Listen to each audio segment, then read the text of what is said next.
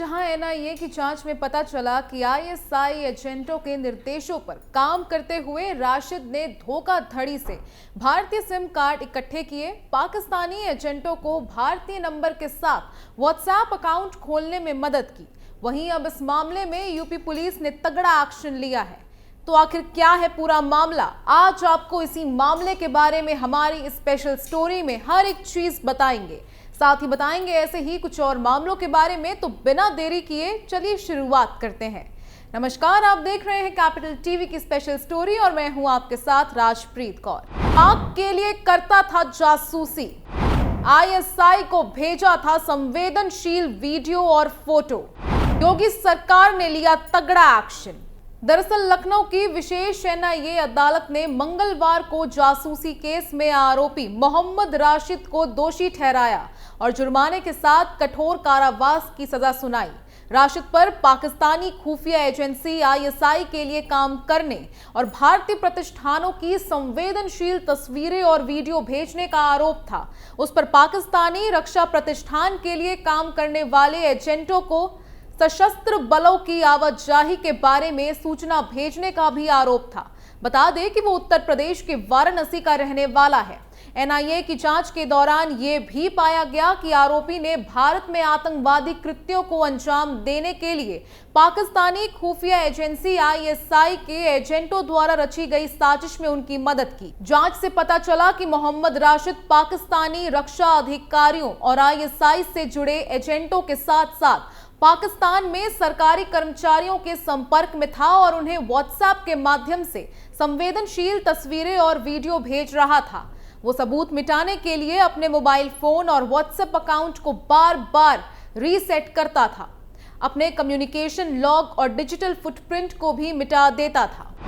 3 अलग अलग धाराओं में सुनाई सजा। आईएसआई एजेंटों के निर्देशों पर काम करते हुए राशिद ने धोखाधड़ी से भारतीय सिम इकट्ठे किए, पाकिस्तानी एजेंटों को भारतीय नंबरों के साथ व्हाट्सएप अकाउंट खोलने में मदद की।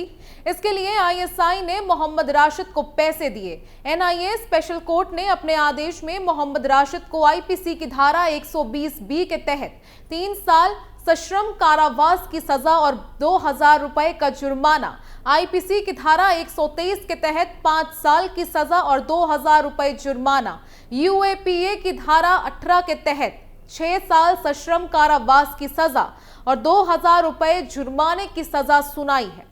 सभी सजाएं एक साथ चलेंगी। वहीं इस मामले में यूपी एटीएस ने 19 जनवरी 2020 को आईपीसी की धारा 123 के तहत एफआईआर दर्ज की थी। बाद में एनआईए ने 6 अप्रैल 2020 को यह केस अपने कब्जे में ले लिया और फिर से एफआईआर रजिस्टर की। वहीं आरोपी मोहम्मद राशिद के खिलाफ जुलाई 2020 में चार्जशीट दायर की गई थी। बाद में इस केस में एक अन्य आरोपी रजक भाई कुंभार की पहचान हुई। उसके खिलाफ फरवरी 2021 में राष्ट्रीय जांच एजेंसी ने आरोप पत्र दायर किया और ये मामला अभी अंडर ट्रायल है। वहीं ऐसा कोई पहला मामला तो बिल्कुल नहीं है, बल्कि ऐसे मामले पहले भी सामने आ चुके हैं जिस पर पुलिस ने तगड़ा एक्शन लिया है। चलिए इसके बारे में आपको हमारी स्पेशल स्टोरी में विस्तार से बताते हैं। दरअसल पाकिस्तान की खुफिया एजेंसी आईएसआई भारत के खिलाफ साजिश रचने से बाज नहीं आ रही है। रूस की इंडियन एम्बेसी में तैनात एक ऐसे शख्स को गिरफ्तार किया गया है जो भारतीय कर्मचारी होने के बावजूद Pakistani agency inter service intelligence ISI के लिए काम कर रहा था। ये गिरफ्तारी मेरठ से हुई है जिसे यूपी एटीएस ने अंजाम दिया है। आईएसआई एजेंट का नाम सत्येंद्र सिवाल बताया जा रहा है, जो मॉस्को के भारतीय दूतावास में Indian based security assistant IBSA के पद पर तैनात था। सत्येंद्र भारतीय सेना और उससे जुड़ी अहम जानकारियां आईएसआई तक पहुंचा रहा था। बताया जा रहा है कि सत्येंद्र 2021 में मॉस्को के भारतीय दूतावास में तैनात है। हनी ट्रैप का हुआ शिकार। दरअसल यूपी एटीएस को इनपुट मिला था कि पाकिस्तानी खुफिया एजेंसी आईएसआई के हैंडलर्स हनी ट्रैप में फंसाकर विदेश मंत्रालय यानी कि भारत सरकार के कर्मचारियों को बहला फुसलाकर और धन का लालच देकर जासूसी करवा रहे हैं। इस इनपुट पर जब यूपी एटीएस ने छानबीन की तो पता चला कि सत्येंद्र सिवाल ने पाकिस्तान की खुफिया एजेंसी को जो जानकारियां दी हैं, उसके एवज में उसे पैसे भी भेजे गए। विदेश मंत्रालय में है एमटीएस, पाकिस्तान की खुफिया एजेंसी ISI एजेंट्स के जरिए भारतीय सेना से जुड़ी कई महत्वपूर्ण और गोपनीय जानकारियां ली जा रही हैं। जानकारी के मुताबिक हापुड़ का रहने वाला सत्येंद्र सिवाल विदेश मंत्रालय में MTS यानी कि मल्टीटास्किंग स्टाफ के पद पर नियुक्त है। वो वर्तमान में रूस की राजधानी मॉस्को में स्थित भारतीय दूतावास में काम कर रहा था।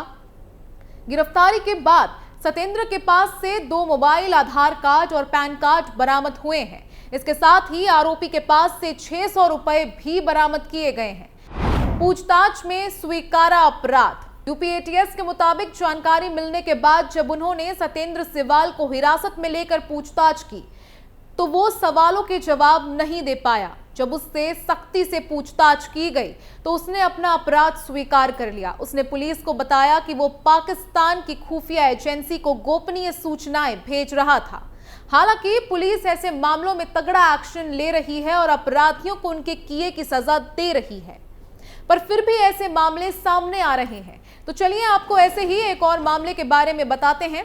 दरअसल कुछ समय पहले उत्तर प्रदेश के आतंकवाद निरोधक दस्ते यानी कि ATS ने भारत में आतंकवाद फैलाने के लिए पाकिस्तान से की जा रही फंडिंग के मामले में ISI के 2 एजेंटों को गिरफ्तार किया है।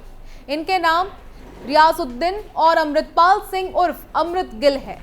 गिरफ्तार आरोपित भारत के सैन्य ठिकानों सहित अन्य महत्वपूर्ण प्रतिष्ठानों की जानकारियां पाकिस्तानी खुफिया एजेंसी ISI को भेज रहे थे। इन सभी के खातों में देश विरोधी साजिशों को अंजाम देने के लिए पैसे भी भेजे गए थे।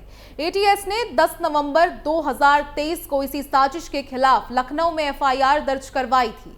इसी केस में नामजद एक अन्य आरोपित इजहारुल हुसैन बिहार के बेतिया जेल में बंद है।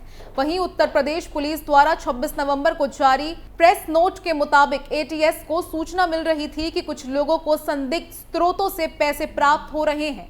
इन पैसों का प्रयोग पाकिस्तानी खुफिया एजेंसी ISI के लिए भारत विरोधी जासूसी गतिविधियों में संलिप्त होने की आशंका बताई गई। जांच के दौरान इस सूचना की पुष्टि हुई कि ATS ने केस दर्ज करके जांच शुरू कर दी। वहीं जांच के दौरान नामजद आरोपित गाजियाबाद के रियाजुद्दीन के बैंक खातों से मार्च 2022 से अप्रैल 2022 के बीच लगभग 70 लाख रुपए का संदिग्ध लेन देन भी सामने आया।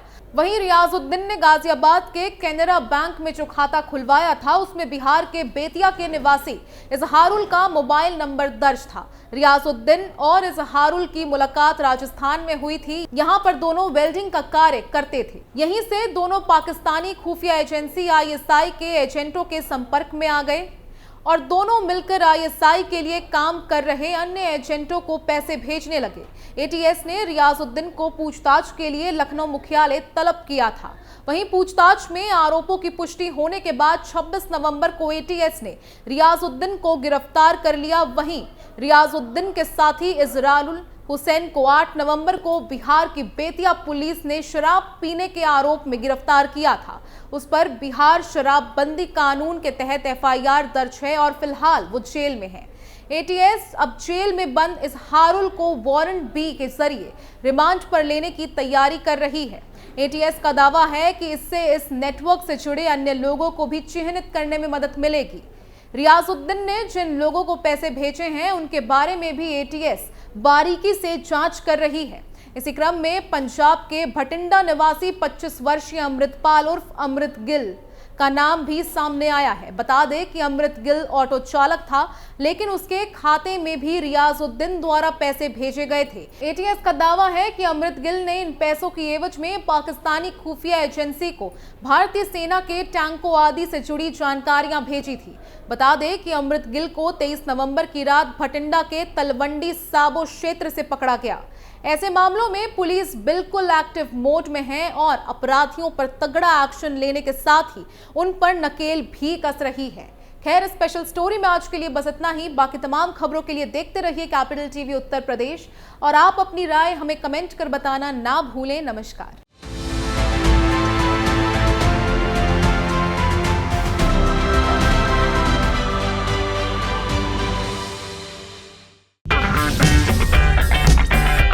अगर आपको हमारा वीडियो पसंद आया हो तो इसे लाइक करें, हमारे चैनल को सब्सक्राइब करें और हाँ, बेल आइकन दबाना ना भूलें ताकि आप तक हमारे वीडियो की नोटिफिकेशन पहुंचती रहे। आप अपना सुझाव हमें कमेंट बॉक्स में दे सकते हैं। हमारे साथ जुड़ने के लिए शुक्रिया।